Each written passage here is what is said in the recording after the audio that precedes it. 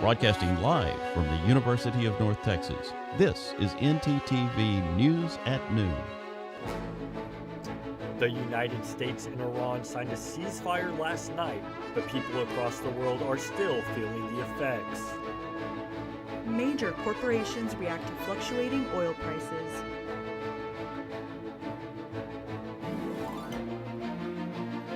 And a local sex ring was busted by Denton police.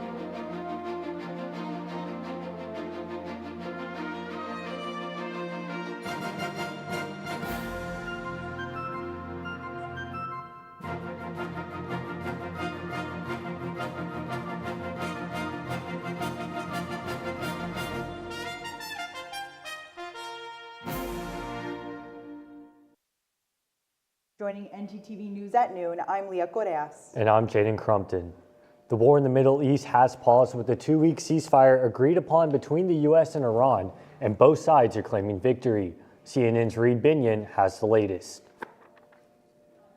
Key to the temporary ceasefire agreement between Iran and the U.S. is the reopening of the Strait of Hormuz. Iran says its military will coordinate passage through the strait, through which millions of barrels of crude oil and refined fuel travel every day. The waterway is also a key part of the global supply chain for many different goods. Shortly after President Donald Trump announced he'd agreed to the ceasefire, missile attacks were reported in Israel and across the Gulf region.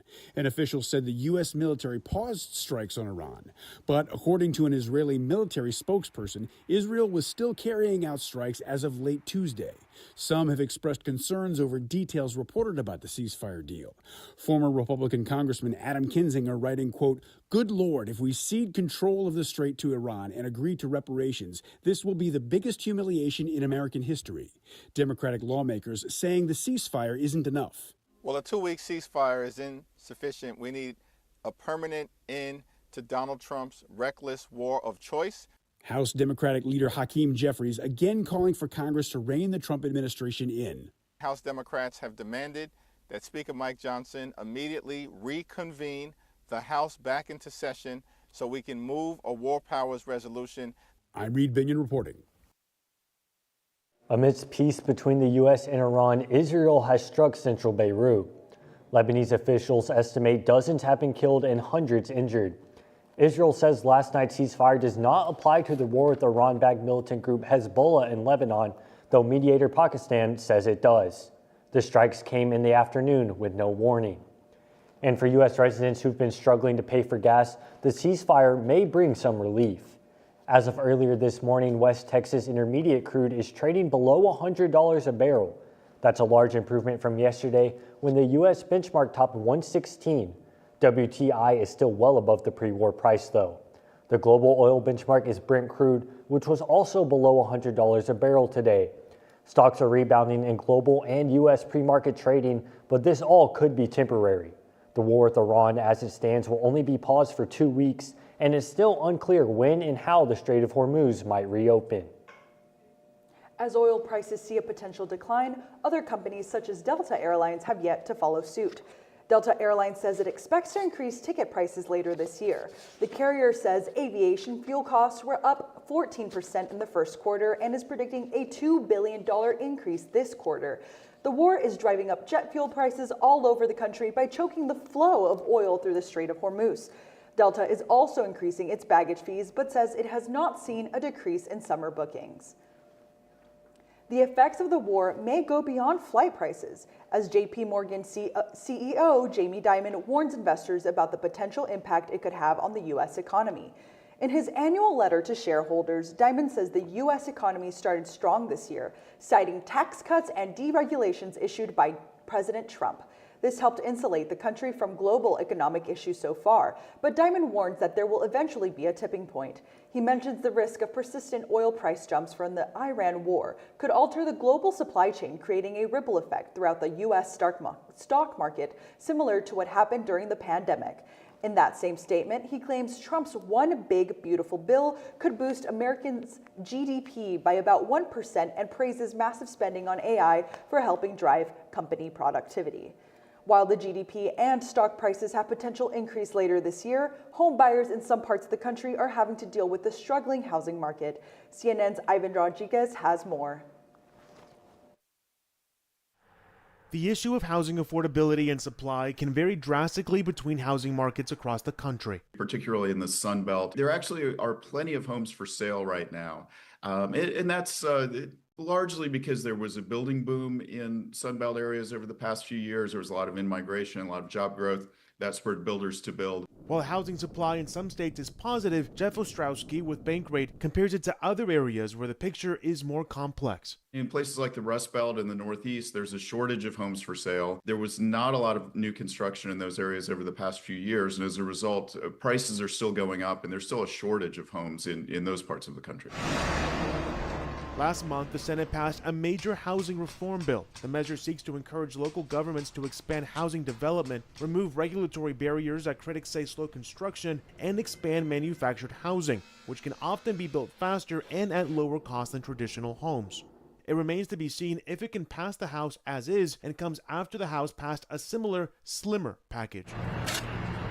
Some states are also crafting measures of their own. The Florida legislature approved something called Live Local, and that gives apartment developers a lot of loopholes, a lot of leeway to build apartments, so long as some of those units are earmarked for affordable housing for people who make a bit less than the median income. In Atlanta, I'm Ivan Rodriguez reporting. Jaden, it's feeling like spring out there. I think I might go do my work outside or maybe even frolic. You know, I thought it was going to be really hot by this time of year, but you're right, it's absolutely perfect outside. Let's check with weather anchor Katie Munty for our forecast. Katie? Yeah, guys, right now the weather is looking perfect, so definitely take advantage of that while we still have this perfect weather. But right now we are at a nice 73 degrees at 9-mile wind speeds. Now tonight we are going to cool down just a little bit at 65, and then tomorrow we are going to go back up to a nice 74. So we are having perfect weather for the next couple of days, so definitely go outside, take advantage before we get that summer heat in. All right, that's all I have for first look. Back to you guys at the desk. Thanks, Katie. A Denton County human trafficking sting aimed at online sex buyers and alleged child predators has led to 8 arrests across North Texas and beyond, according to Denton County Sheriff Tracy Murphy. According to the press release, 4 men have been charged with solicitation of prostitution or related payer offenses, and 4 other men are being charged with online solicitation of a minor. Investigators said they're following up on leads generated during the operation to identify any additional suspects. Up next, ICE shoots a suspect in California. And Democratic lawmakers call for the president's removal coming up. Jibber jabber. Yes, jibber jabber. Jibber Jabber is a man-on-the-street NTTV show for Instagram that's in its 7th season. With 2 hosts, 1 comfy chair, and a Would You Do Something bowl. Pretty much the gist of our show is that we're going to be inviting UNT students, all of our lovely family over, and we're going to be talking to them. And when we run out of things to say, we're going to ask them, would you do something? I think we're ready to do something. Yeah. Fortnite son or Minecraft daughter?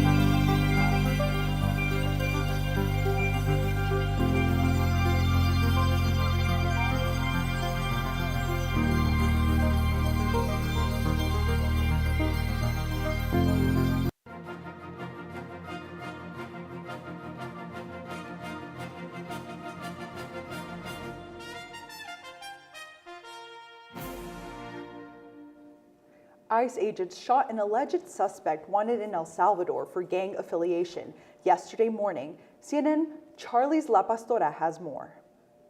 They're devastated. They're absolutely devastated. Immigration lawyer Patrick Koloshinsky tells us how the family of Carlos Ivan Mendoza Hernandez is this evening, as we are told they've been stonewalled from seeing him in the hospital. Take a moment tonight, pray, hope that everyone's safe. You know, the officers are safe, he's safe, nobody was hurt. We were praying that he's safe, and nobody else was injured, thank God. Those bullets could have hit the person whose dash cam it was. We need to de-escalate this. This cannot be the norm. You can't just be shooting people because they're backing away from you. This is dashcam footage of the shooting that took place today in Patterson. We know ICE officers were conducting a targeted vehicle stop to arrest Hernandez. Should you run from the cops? No. That we can all agree that's not a great idea, but that's not a capital offense. You should not be executed on the spot for trying to flee. He was not a danger. ICE Director Todd Lyons says Hernandez is an 18th Street gang member who was wanted in El Salvador with a connection to a murder. Lyons says the FBI is helping with the investigation. FBI Sacramento, we are conducting a thorough, methodical investigation to understand what transpired prior to today's shooting. This will take time as our agents conduct our investigation and our evidence response team finishes processing the scene. As the FBI investigates, the family's been absolutely adamant that he is not a gang member, that this is most likely a case of mistaken identity. I mean, Carlos Ivan Hernandez is not the world's rarest name, but they are absolutely adamant that he has never been involved in gangs. He was on his way to a job. He rehabilitates burned down buildings. He spends his time at home with a 2-year-old girl. Voters decided on a high-stakes race in Georgia yesterday. And Democratic lawmakers continue resisting the Trump administration. NTTV's Gabriela Cruz is following both stories for us today. Gabriela?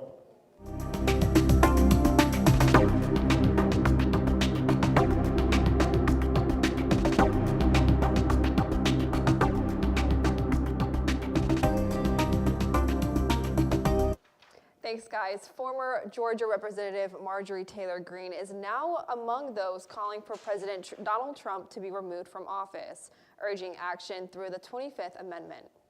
The call comes as criticism continues to grow over the president's handling of the ongoing crisis with the conflict in Iran, with recent statements that have drawn national and international attention. Michigan Representative Shri Thanandad has also formally urged members of cabinet to declare the president unfit for office. The 25th Amendment allows the vice president and a majority of the cabinet to remove a president from power, but that level of support has not been reached yet. As of now, the situation continues to develop and no action has been taken. A key House race in Georgia is now decided, offering early insight into where some voters may be heading ahead of the midterms. Former Representative Marjorie Taylor Greene's seat is heading back to Republican hands after a closely watched special runoff. NBC News projects Republican Clay Fuller has defeated Democrat Sean Harris, securing nearly 56% of the vote. Fuller, a prosecutor backed by President Donald Trump, will fill the seat vacant by Greene earlier this year. While Republicans maintained control of the district, the results showed a narrower margin than in previous elections. Harris, a retired brigadier general, performed notably stronger than prior Democratic candidates, including gains from more popular areas like Cobb County. So while the seat remains red, those numbers suggest a competitive landscape heading into this coming November. We will continue to monitor 2026's elections here on North Texas Television, but for now, that's the latest I have for you guys. Back to Jaden and Leah at the desk. Thanks, Gabriela. You know, Leah, I don't really know about frolicking, but I was definitely considering going outside to get some work done later. Well, I hear Lake Ray Roberts is nice this time of year. NTTV's Katie Muncie can tell us if this good weather will continue throughout the week. Katie?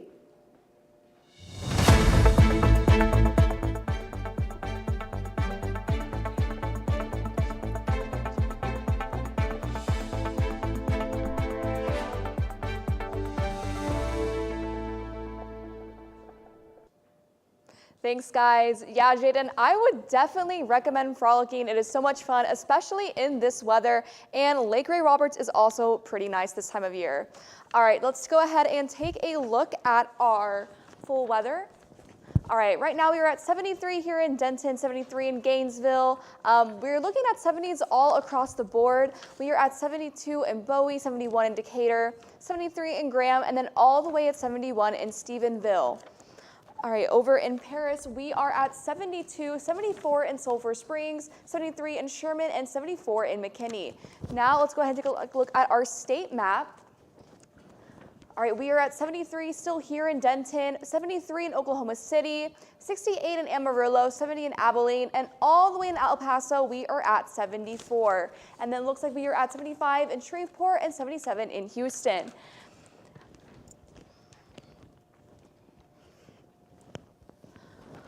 All right, this weekend we are going to be seeing a couple of storms, so just make sure you have your umbrellas ready.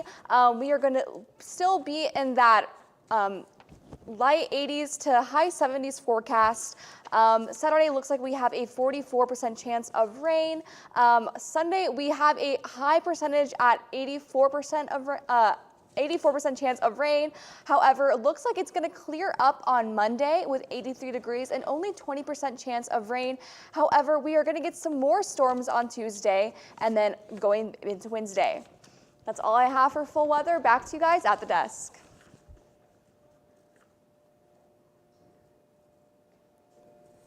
Thanks, Katie. A drug dealer nicknamed the Ketamine Queen will learn her fate in connection to the death of French star Matthew Perry. Prosecutors say Josephine Songa ran a high-volume drug operation out of her Los Angeles home, targeting wealthy, high-profile clients. Perry was found dead in his hot tub in 2023, with the medical examiner ruling his cause of death as the acute effects of ketamine and drowning. Songa has pleaded guilty to multiple federal charges, including providing the drug that led to Perry's death. Prosecutors are seeking a 15-year sentence. When we come back, the Artemis II crew shares a call with fellow astronauts. And how you can keep a sweet tooth satisfied in space. Stay with us.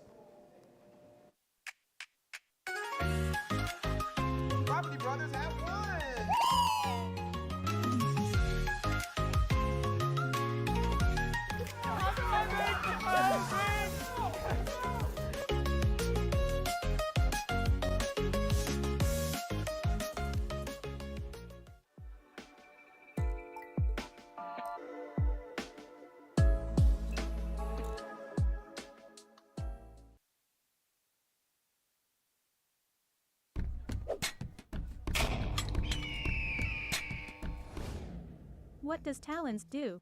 So I am the Vice President of External Relations for Talons. That means that I basically oversee all the external committees. Our external committees entail our Model A, it's a Mean Green Machine. So they bring it to football games especially, so every game it's kind of there, every home game. The Model A is like a symbol of UNC pride, and it's a big tradition that we are so lucky to uphold and maintain. When people look at it, they see it, and they're like, oh, that's the Mean Green Machine. There must be a game today or something to ramp up school spirit for basketball, softball, volleyball, any of those things. We have amazing teams, so we just want to show school spirit for them. Bonfire Committee, which is in charge of putting together the bonfire every year for homecoming. It's kind of just a whole semester-long process up until Build Week that we have to put together and oversee and make sure safety regulations are followed and risk management is taken care of. Cannon Crew, which oversees and takes care of the cannon. They fire it at games, they take it to special occasions.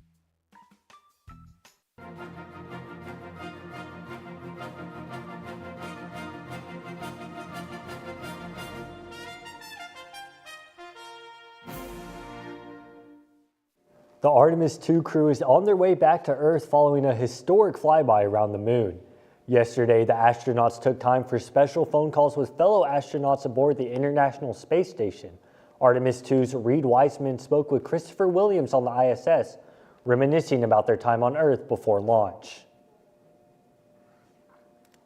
You said you can't wait to talk to us on the space to ground, and it is happening, brother. I cannot believe it. Yeah, I can't believe it. I mean, I remember having coffee and sitting with you guys just before I left to fly up here, and it's just so awesome being able to talk to you right now. It's such a special opportunity.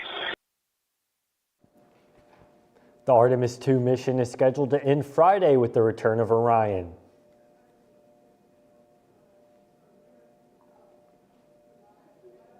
A jar of Nutella is currently going viral after it appeared floating through the Artemis II cabin Monday night. Amanda Sansoni has more details on the sweet story. space, they say, no one can hear you scream. But thanks to 32 cameras and devices located in and around the Orion spacecraft, we can all see what they eat. A jar of Nutella going viral after it appeared floating through the cabin Monday night. While the Artemis II crew has access to a menu of 189 different meal options, we have to rehydrate a lot of our food.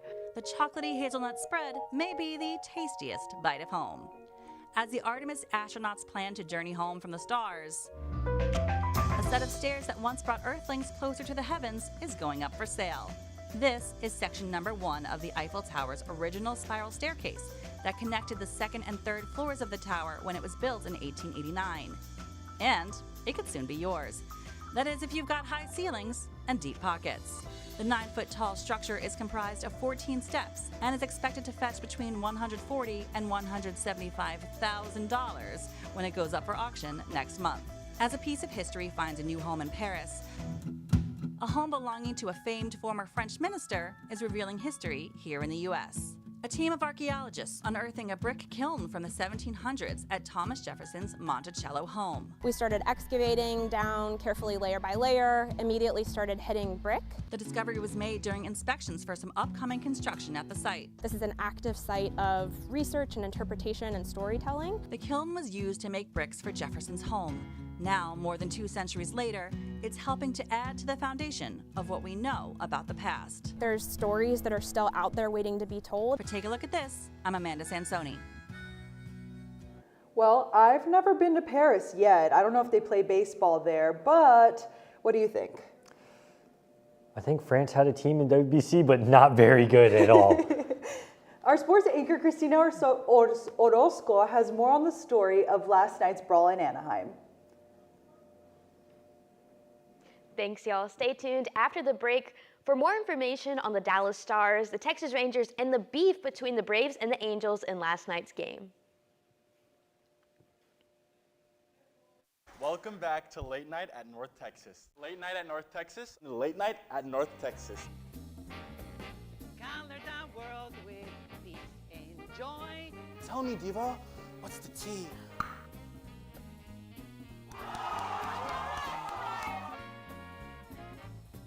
My Nisha drag is dumb. The spirits have guided you to me.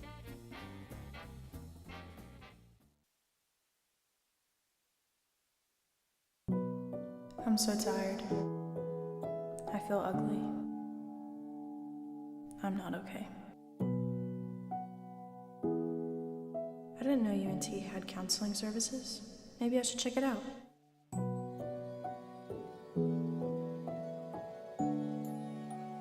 This looks like the place.